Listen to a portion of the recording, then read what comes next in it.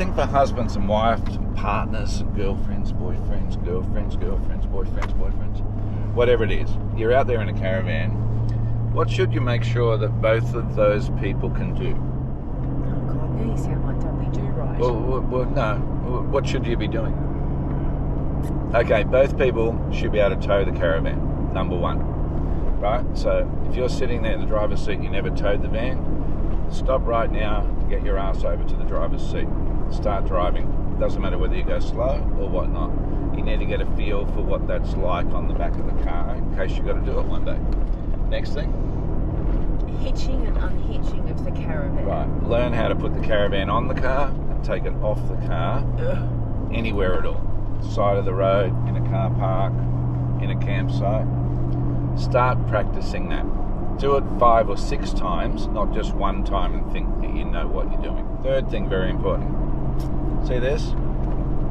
Oh God, radio controls, yeah. Two-way radio. Yeah, we have one, I don't know why though. Two-way radio. Both people in the car should know how to operate that. Turn it on, get a channel, raise the alarm. Okay. Number 4. What? Oh yeah. How to turn Anything else? on and off. How to open. Yes, in the caravan, make sure you understand what happens if a fuse blows or where the main switch is. Yep.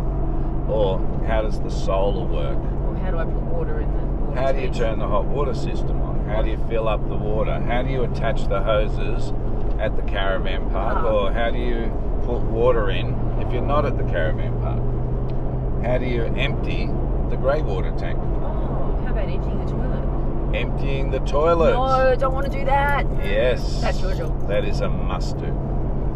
Righto. So that's a quick 4 things that both people on a caravanning trip or adventure should be able to do. So get cracking on that right now.